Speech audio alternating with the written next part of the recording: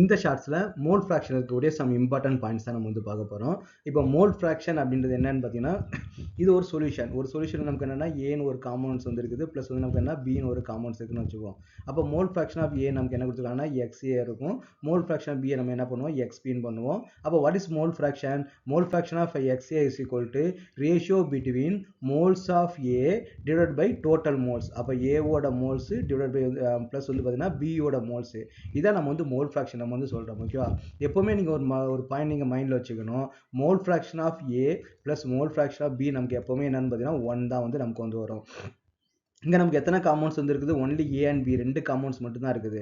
இப்போ சப்போஸ் வந்து ஏ B C நமக்கு இந்த 3 காம்பவுண்ட்ஸ் இருந்துச்சு அப்படின்னா அப்போ நமக்கு mole fraction of XA plus வந்து நமக்கு என்னது mole fraction of XB plus mole fraction of C which is equal நமக்கு என்ன வரும்னா 1 வந்து வரும். அப்போ நமக்கு அது எத்தனை காம்பவுண்ட்ஸ் வந்து இருக்குதோ அந்த காம்பவுண்ட்ஸோட மோல் ஃப்ராக்ஷன் நம்ம ஆட் பண்ணால் நமக்கு என்ன வரும்? வேல்யூ வந்து நமக்கு வந்து 1 தான் வரும். இப்போ ஃபார் எக்ஸாம்பிள் நமக்கு என்ன தெரியும்?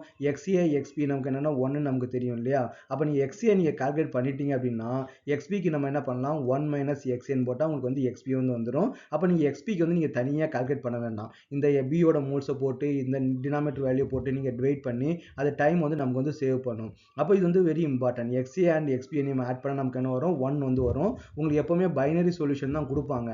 அப்போ பைனரி சொல்யூஷன் அதில் 2 காம்பவுண்ட்ஸ் தான் இருக்கும். அப்போ இந்த பாயிண்ட் வந்து நமக்கு வந்து வெரி வெரி இம்பார்ட்டன்ட். இங்கே ஸ்டூடெண்ட்ஸ் நிறைய பேர் என்ன மிஸ்டேக் பண்ணுவாங்கன்னு பார்த்தீங்கன்னா, நான் என்ன உங்களுக்கு டீச் பண்ணியிருக்கிறேன்? Mole fraction of A and B add பண்ணால் நமக்கு வந்து 1ன்னு சொல்லியிருக்கிறேன் இல்லையா?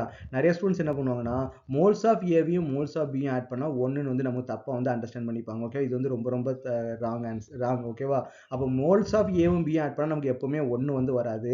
Mole fraction of A and B add பண்ணால் தான் நமக்கு வந்து 1 வந்து வரும். ஓகே, இது வந்து ஷார்ட்கட்டுக்கு வந்து மோர் யூஸ்ஃபுல். இது நிறைய ஸ்டூடெண்ட்ஸ் வந்து பார்த்தீங்கன்னா ஜென்ரலாக பண்ணுற மிஸ்டேக்ஸ். ஓகேவா? You should be very careful.